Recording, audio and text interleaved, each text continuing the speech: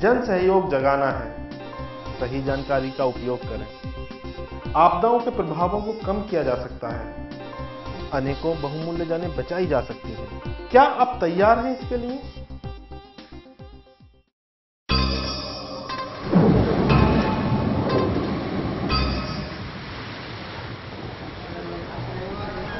मुखिया जी, आज जिला आपदा प्रबंधन समिति के अधिकारी कब आएंगे? पता नहीं, पर आएंगे जरूर। तब तक मैं आप लोगों को एक और आपदा के बारे में बताता हूँ, जिसे हम भवंडर कहते हैं। ठीक है मुखिया जी। चलो आज हम सब भवंडर से बचने के तरीकों के बारे में जानेंगे। अच्छा कालू, तू ही बता, भवंडर आने का सबसे ज्यादा डर कहाँ है? मैं बताऊं ताऊ जी? हाँ बता बेटी।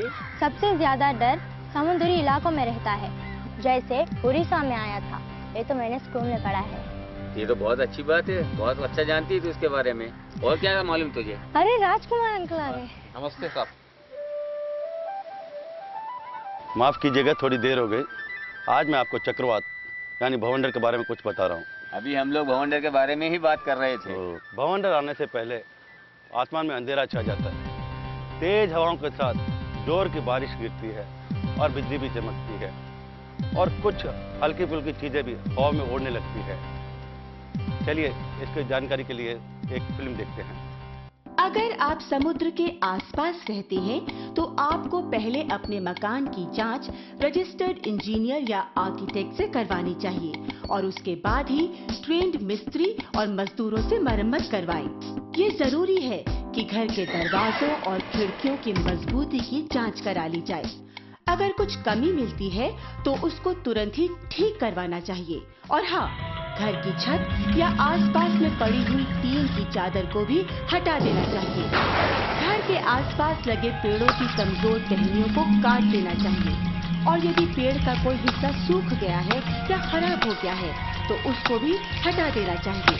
साथ में बैटरी से चलने वाला रेडियो और टॉर्च को चालू हालत में रखना चाहिए। और हाँ, याद रहे कि माचिस की तीली से बत्ती जलाने या रोशनी करने की कोशिश कभी नहीं करें। इससे आग लगने की संभावना बढ़ जाती है। हमेशा टीवी या रेडियो के जरिए ही चक्रवात की ताज़ा जानकारी प्राप्त करें और जब तक स्थानीय प्रशासन घर से बाहर जाने के लिए नहीं कहे तब तक घर में ही रहना चाहिए। और हाँ, घर की बालकनी, दरवाजे या खिड़कियों के आसपास भी खड़े ना हो। छत पर जाना भी खतरनाक साबित हो सकता है। अगर आप समुद्र के आसपास रहते हैं तो भवंडर से बचने के लिए किसी सुरक्षित स्थान को पहले से ही चुन लेना चाहिए। ऐसी हालत में कभी भी घबराना नहीं चाहिए और शांति के साथ सुरक्षित स्थान पर जल्दी से पहुंचना चाहिए। मछुआरे को चक्रवात की जानकारी मिलते ही तुरंत अपने घर की ओर वापस चले जाना चाहिए और अपनी नावों को सुरक्षित स्थान पर कसकर बांध देना चाहिए। जब तक स्थानीय प्रशासन नहीं कहे तब तक समुद्र में नहीं जाएं।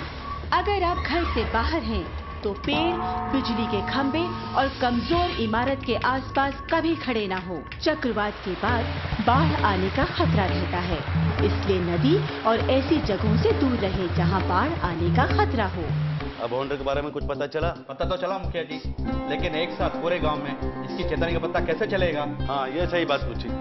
ढोल बजाकर, घंटी बजाकर, लाउड स्पीकर में हम इसकी चेतावनी दे सकते हैं। चेतावनी मिलते ही हमें अपनी सुरक्षित जगह में चले जाना चाहिए।